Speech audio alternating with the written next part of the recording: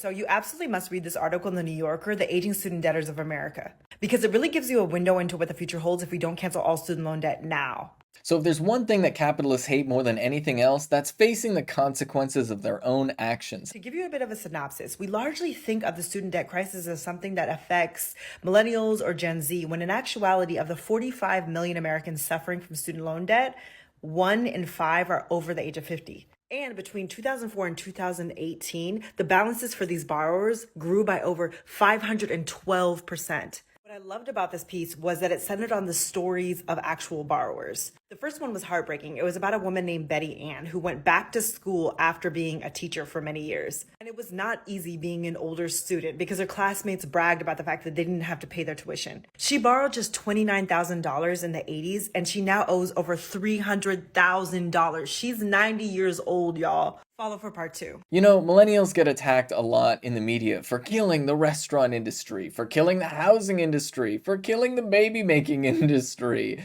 and now for killing the avocado toast industry. And it's really, really hilarious because the core result of this is the fact that a bunch of capitalists decided that it would be really brilliant to privatize our entire student loan system to make sure that giant corporations were allowed to make huge profits by charging ridiculous interest rates on the education that people were required to get in order to get any half-decent job. Except the half-decent jobs never really came, and the wages that are being paid to millennials are so low, but it turns out that working class people now can't really afford their day-to-day expenses because there's so much debt packed on an entire generation. Except this isn't even something that's limited to millennials, and that the over 50 crowd is also sacked with a pretty significant amount of student debt, and this is only going to increase. So where people are complaining about young people not having enough children, where people are complaining about regular home buyers not buying homes, so now these giant investment firms are coming in and turning everything into rental properties, when people are complaining about the fact that it turns out a lot of industries are falling apart because there's just not enough consumer spending to maintain them because consumers don't have the money to spend on these industries, is only going to get worse. And we are going to start to see this expand into more and more parts of the economy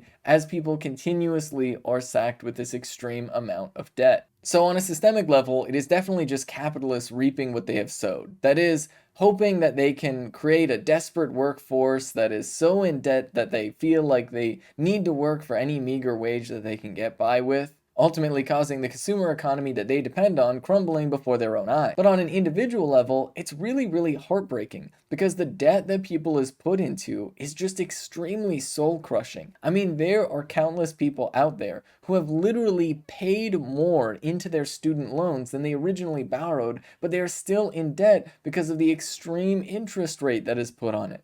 And one of the things that make this even more frustrating is the fact that the loans are federally insured. The federal government insures most student loans, which means that there's effectively no risk of default. But then, of course, there's very, very little risk of default because even if you go bankrupt, it's nearly impossible to get your student loans removed during bankruptcy, which actually flies in the face of the entire theory of loans and debt. This is something that you need to understand. Interest rates are meant to reflect the risk of non-repayment. People are supposed to be able to go bankrupt. People are supposed to be able to not pay off their debts. That is what interest rates are for, to compensate people for the risk of default.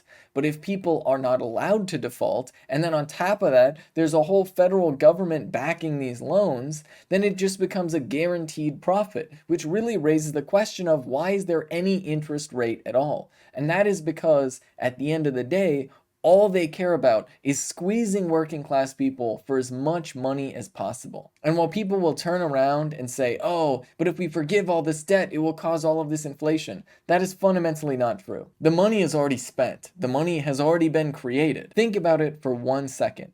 If I loan you $100 and then 4 years later, I forgive that $100, does $100 magically vanish from my bank account?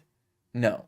Of course not. Any potential inflationary impact that would be the result of deleting the debts that people are in has already happened because that money was already created and spent and cycled through the economy. Forgiving that debt, when it comes to inflation, really wouldn't have an impact, except it might actually reduce inflation, because if all of a sudden a lot of money is no longer circulating just into the debt repayment economy, but is instead used to fuel productive consumer demand, it might actually reduce inflation by stimulating more demand and higher production. But that is exactly what the capitalists don't want.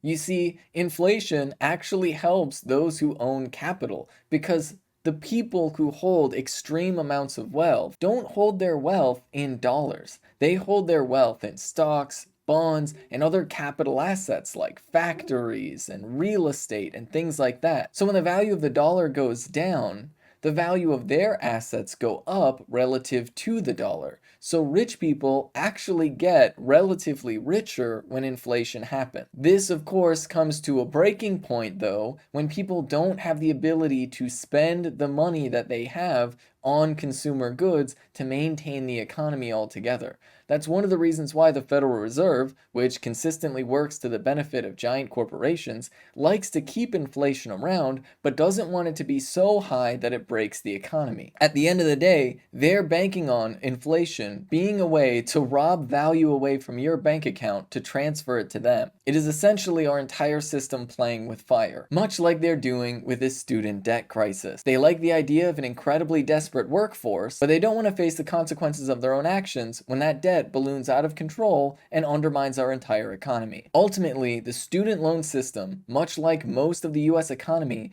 is designed in such a way to constantly be towing the line to how much pressure can you put on working class people without breaking them and without breaking the entire economy as a whole.